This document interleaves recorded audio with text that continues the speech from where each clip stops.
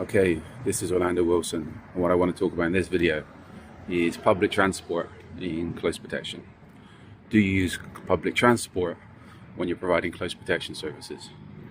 I'm sure some of you will be saying, well, they said never never on my courses. Well, sorry to burst your bubble, but yes, you can use public transport. Now this is where a lot of people have the myth they have in their head that clients will only use motorcades and Gucci cars, etc., top-end cars. Well, a lot of clients like to keep things low profile, so yes, they will use public transport as long as the public transport is clean, safe, etc. Now, I understand the Americans are most probably that's watching this are most probably thinking hell no, and I agree with you 200%. In Europe, the public transportation systems are clean for the most, fairly clean, fairly safe, respectable. Would I use public transport, buses, etc. in the US? No, no way. I was in South Florida for too long.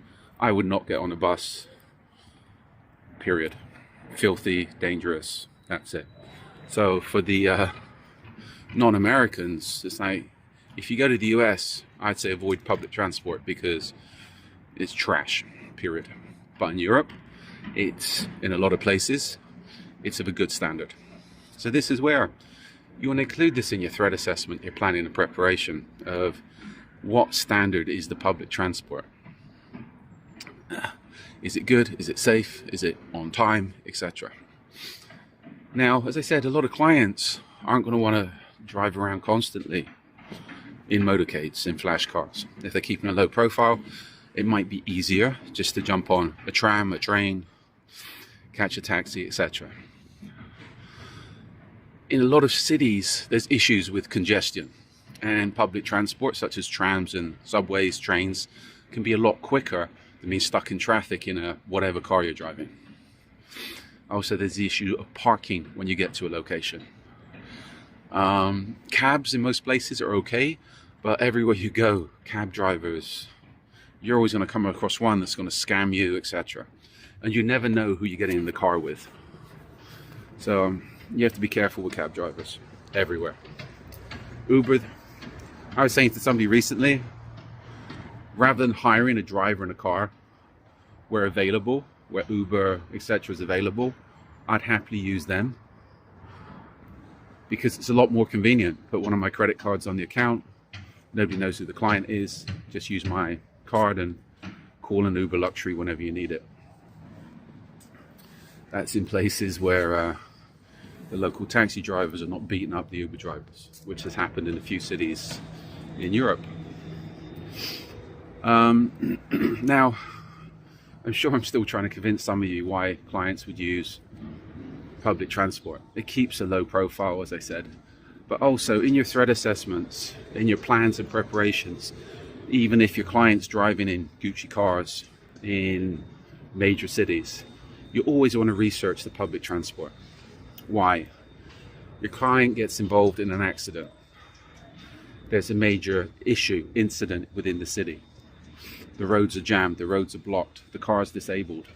Instead of waiting for a tow truck to come up and have the client sat there for hours, you can throw them in a cab, you can throw them in an Uber, you can throw them in a train, or get them on a train, get them on a tram, and get them the hell out of the area.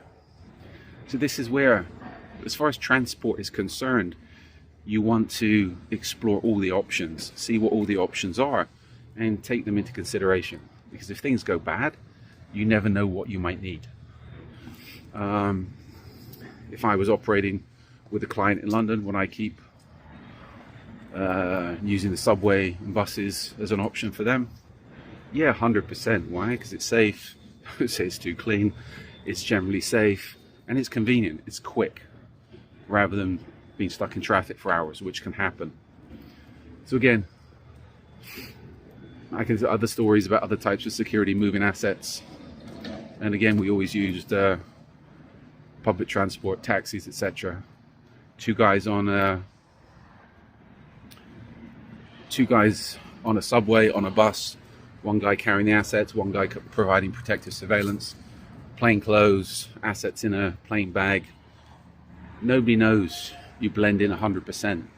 Whereas even if you're using the cash in transit vehicles, the armored vehicles, a lot of clients I know in the jewelry business didn't like that because one, it cost them a lot of money, too much money. And again, it draws attention to what they're doing. If they have an armored car pulling up outside of their small store, and this is all legal business, if they have an armored car pulling up outside of their small store every day, then the naughty boys will get to know that you have a lot of assets in that store and they're also making a lot of money, which a lot of people don't want people to know. It's being blinged out all the time can draw you attention, and the wrong type of attention. So that's a little video on public transport. I got 3 books up now on close protection online and other various aspects of the security business. If you got any questions, feel free to drop me a line. Look up our other videos. We're throwing up a lot more videos. I got a load of articles online as well. And if you're connecting with me on social media, feel free to send me a message. As long as it's a relevant question, I'll answer it.